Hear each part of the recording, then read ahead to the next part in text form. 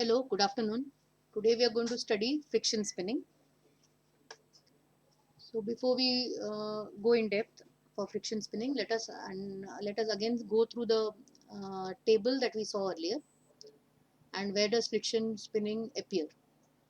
So we are right now learning a subsection of open-end spinning, which is friction spinning. We have already finished electrostatic spinning, and we are on to this. Friction spinning is also commercially known as DREF2. That's why it's coming under company designation here. And we will see the remaining three columns together for electrostatic as well as friction after we finish this spinning. So let us try to understand what is the principle of friction spinning. The principle of open end we already know, that the fibers have to be opened out to the individual level and they need to be recollected onto some assembly system which has also got a seed yarn, and the seed yarn has to be continuously rotating and also be withdrawn. So the same basic concept is applied here for friction spinning. So this is the diagram for that. Here what we see are two drums, and the two drums are shown some given some rotation, one in clockwise and the other one here, this one is also clockwise. So both of them are running in the clockwise direction, and this is the nip or the place where the rollers meet, this line, and fibers are being projected here. The opened out fibers are projected here. Before this there will be an opening system, maybe some opening roller, and the fibers are projected into this nip, and we are introducing a seed yarn at this nip, which is which will be rotated because of the rotating action of these two drums, and this yarn will also be withdrawn at the same time. Now to keep this yarn in touch or in contact with this drums, these drums would be perforated and there would be a suction applied in the center of these two drums. So in that way, because of the suction, the yarn will be in touch over here, and because of the contact with these drums, it will be continuously rotating, and twist will be inserted, and at the same time if you have some withdrawal system here, there will be a continuous formation of yarn because you are continuously feeding fresh fibers in the vertical direction here.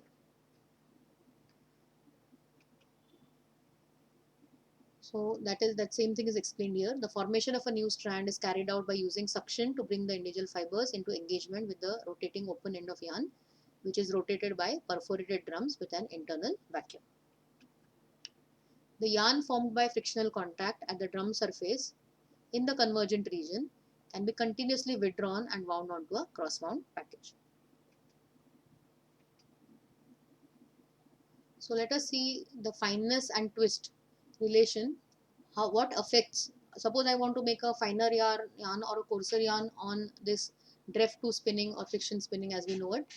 So what are the factors that I should change so that I can change the fineness? The fineness of the yarn is determined by the mass of feed per unit time.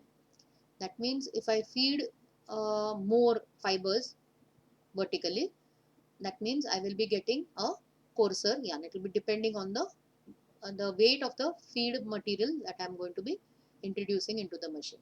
And also at the same time it will depend on the withdrawal speed of the yarn. If the withdrawal speed of the yarn is high, then if I make it more or increase it, then in that case the yarn will become finer, keeping the fiber feed constant. So these two factors affect. One is the fiber feed per unit time, and the withdrawal speed of the yarn will decide the fineness of the output yarn. Now the twist that is inserted in this particular system is because of the rotation of the two drums, and the two drums are rotating in the same direction, otherwise it will not twist, it will deliver the material. So we have to see that the rotation of the drums is in the same direction to provide a nip where twisting is happening. what is the relation between the yarn revolutions and the withdrawal speed, that we are trying to study here. The rate at which the twist is imparted into yarn is lower than which it would be expected from the rolling of the yarn end between the two drums. Now, why is this happening? Because it may so happen that the yarn end just slips and loses contact with the two drums, and twist will not be transferred into the yarn as much as we expect it to get transferred. So because of this slip, what might happen, that if the drum is going to rotate and introduce say 100 twists, that much is not taken up by the yarn. It may take something lesser, maybe 15 to 30% lesser twist is being inserted, and that's because the yarn sometimes loses contact due to slippage. So here we come to the diagram, actual diagram of how the DREF 2000 system, or the name DREF has come from Dr. E. Ferrer, which is short form of this name as DREF. And 2000 is a number because this was the first series that had come. DREF 3000 is a slight extension of this system, and we'll see that later in detail. This particular system is suited for coarse yarns from medium to long staple cottons. So let us go to this basic, this is a sketch, just a diagram trying to explain how the suction system is working. So again we see the drums are rotating in the same direction. They are rotating in the same direction because they will provide a sort of nip here for twisting. And what you see, these blue arrows here, this is the suction that is being provided. This suction you can see here, the air is being sucked from one side. So what is happening is, it helps the yarn to be in touch at the nip area. These are, as I have already mentioned, these are the fibers which are projected vertically, and this is the withdrawal rollers. Now this we see in detail now over here. The one that is marked here is the drafting system, which will draft the sliver which is being fed into the DREF machine. Then what you see here too is the opening roller, which will help in opening out the fibers to the individual level. Then these fibers, since they are loose, they need to be projected and they need to be directed towards the rotating roller nip, and that is why you will need a blower that lifts the fibers off from this opening roller and direct them towards the rollers. So this 7 that is marked here is the fiber cloud, or you can say the fibers that are moving towards the rotating rollers. Here we have 4, that is the drums that are rotating, and they would be but natural perforated with suction. 5 is the suction system which is applied to both the perforated drums, and 6 is the open end yarn that we are, initially it would be a seed yarn, and later on it will become as the fresh fibers keep on coming, it will form a continuous yarn length which will be taken up by the withdrawal system. There will be some kind of withdrawal rollers here.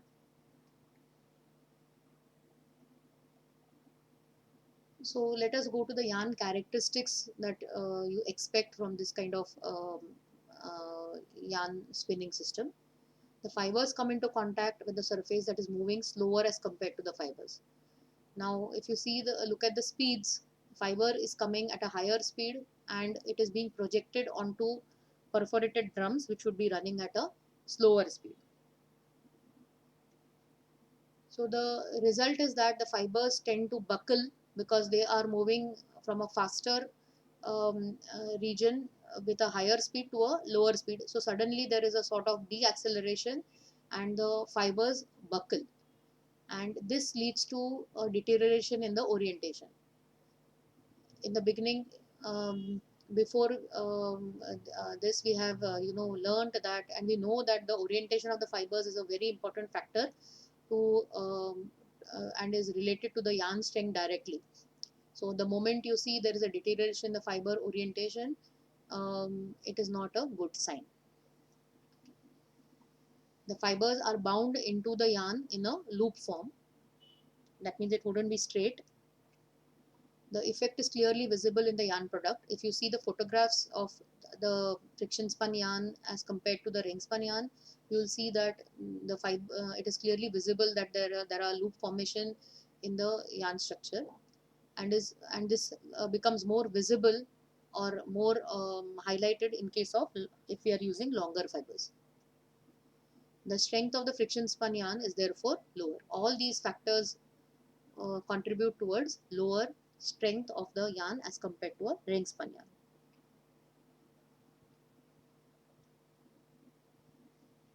Now we come to the twist insertion, and we are going to just see a little bit in more detail how the twist is being inserted.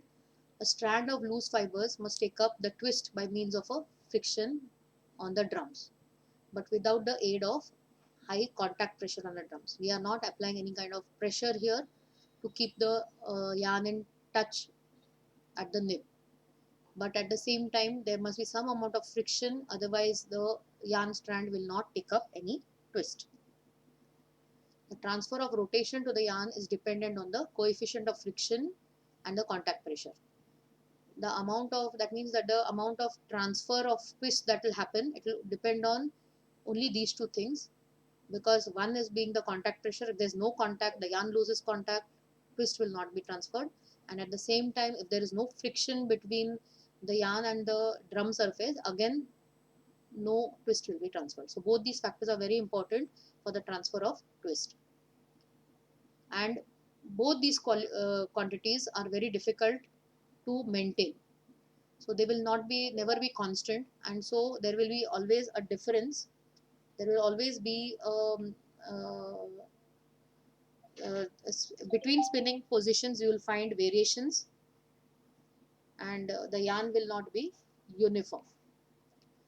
So, and also the apparent slip that is going to be there, the slip that is going to be existent in the system, that also is variable. Sometimes it may slip, sometimes it may not. So the twist variation you will see continuously in the over large lengths of yarn. So the main characteristic feature of a friction spun yarn is that there is a very um, uncertain position of imparting twist. So twist may be there, may not be there. So some little will be there. So there's a huge amount of variation in the yarn spun by this method. The method of imparting twist exhibits remarkable advantages, but there are at the same time some advantages to this particular system. In all the other system of twisting or spinning, we know that one rotation leads to one twist into the yarn. For example, in say ring spinning, the traveler and the ring is able to impart only one twist for one rotation of the traveler around the ring. But here that's not the case. One revolution of the twisting element, that is the rollers, which is responsible for inserting twist, only one turn is sufficient for transferring a lot of twist, say maybe even 200 twists into the yarn. So that is why the revolution of the drums or the rotation need not be very high. So it will be a slow running drum, and still it will be able to impart a lot of twist into the yarn. This result is obtained because of the large difference in diameter between the drum and the yarn. So this will be more better explained by this particular diagram. You see the drum surface here and the rotation. This drum is actually rotating clockwise, and this drum is also rotating clockwise. And if you see at the nib, these directions, one is tending to move downwards and this is tending to move upwards. So it is like sort of, it is the yarn or the material that is there in the nib is being twisted, and it starts getting twisted in this manner. This yarn will rotate like this. Now there is a comparative figure which has been given here on the right hand side with a larger or a coarser yarn. This is a finer yarn, this is a coarser yarn. When you compare these two, what is the kind of twist transmission that is happening in both of them? We are trying to compare that. So here we see that one full drum revolution generates around 100 or more yarn turns, because this drum is of huge diameter, and by the time it completes one rotation, this yarn would have completed around 100 odd rotations for twisting. The illustration, that means the diagram, also shows that the transmission ratio is still greater for fine yarns. If the fine yarns are used made instead of coarse yarns, you will see that the same drum, with the same number of rotations RPM, or rotations per minute, in case of a finer yarn, it will be able to insert more number of twists as compared to the coarser one.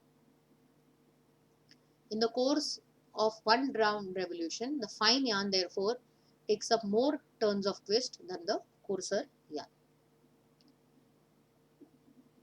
This happens in spite of the fact that a finer yarn provides smaller contact area, and because of the smaller contact area, there might be more slippages in this case. We might imagine that the twist transmission would be lesser in this case as compared to this, but that does not happen. Even if there is a lower surface contact, we see that the final result in the output, the finer yarn is able to take up more twist when compared to the coarser yarn. Delivery speeds can be made correspondingly high.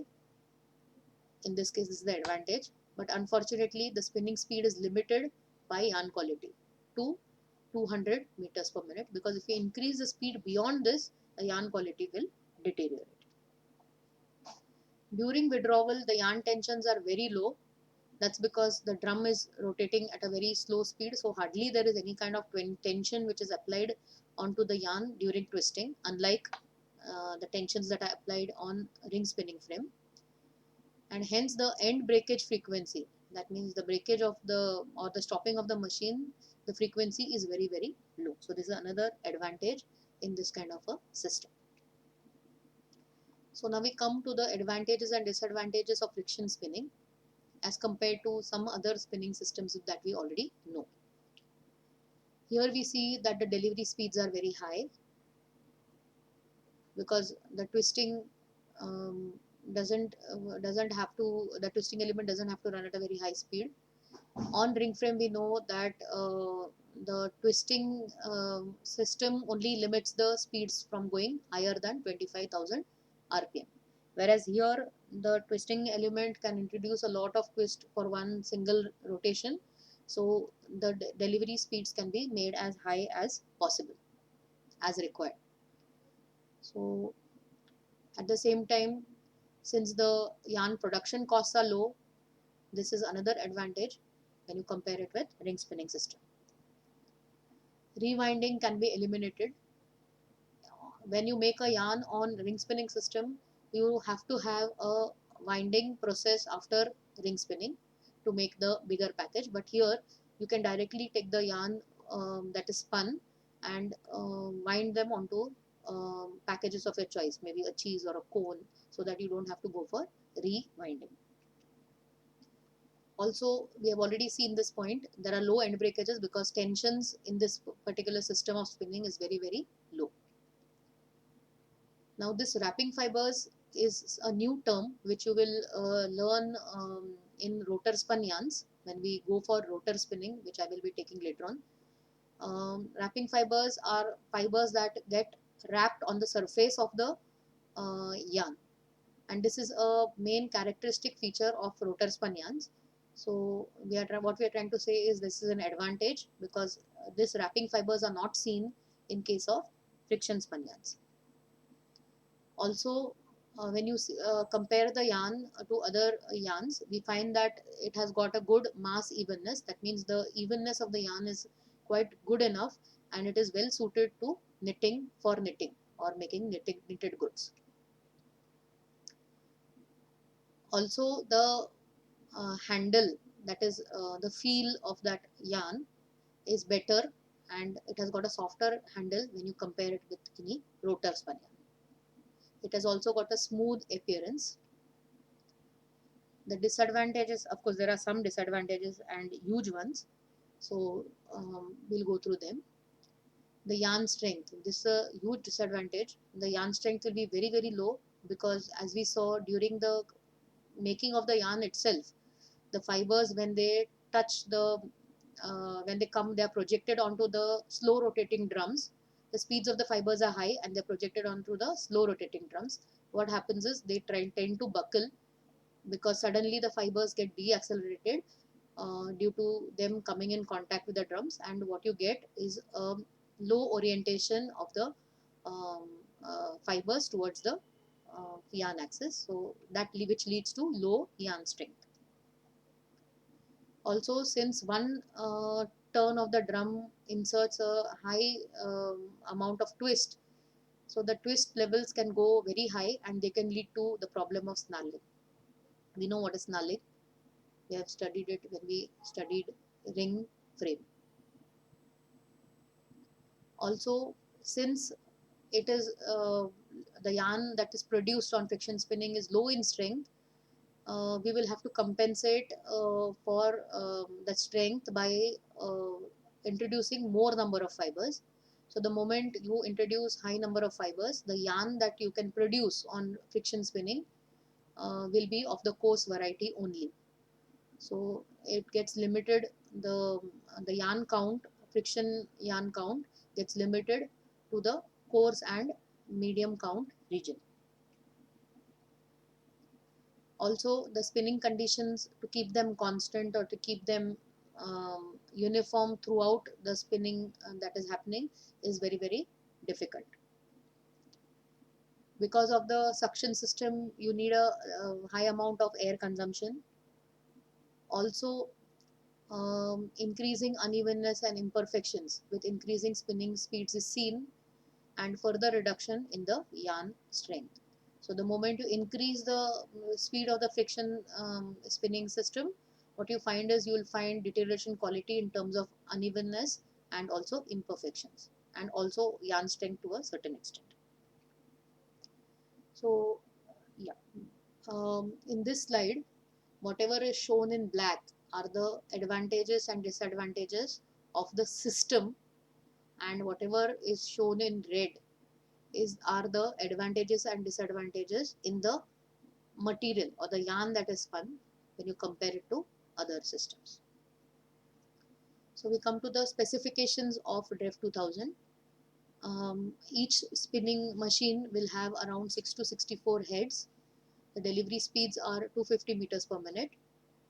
The raw materials that can be spun are, you can spin wool, you can spin bast fiber, synthetic, as well as any other kind of secondary fibers that is waste. You can spin them easily on DREF spinning.